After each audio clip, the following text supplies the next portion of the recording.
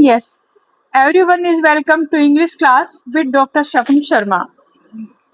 In last class, we completed the chapter A Letter to God. Today, we will solve the question and answer. You know, the first question is that who was Lencho? Lencho कौन था? Lencho was a hard working farmer.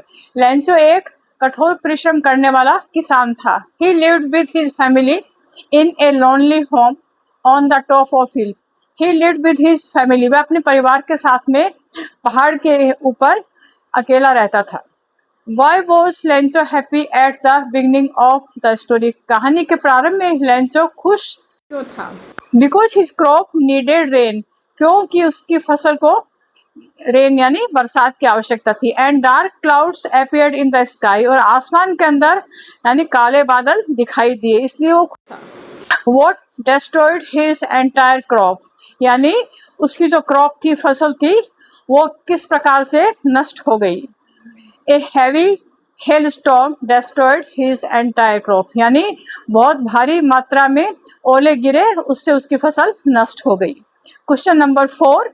Why did postmaster send money to Lencho? यानी post master ने Lencho को money क्यों भेजा?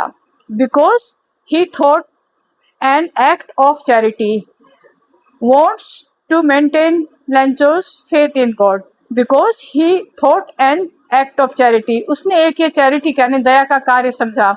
Wants to maintain Lencho's faith in God. और Lencho का जो विश्वास था भगवान में बना रहे, इसलिए उसने ऐसा किया. Who read the letter? The postmaster read the letter. Postmaster ने वो पत्र पढ़ा. When postman brought to him. जब पोस्टमैन उसके पास लेकर गया. किसने पढ़ा? यानी पोस्ट मास्टर ने पढ़ा उस लेटर को. और when postman brought to him, जब पोस्टमैन ने उसको ला करके दिया. नाउ क्लियर टू एवरीबॉडी, सबको समझ में आ गया होगा.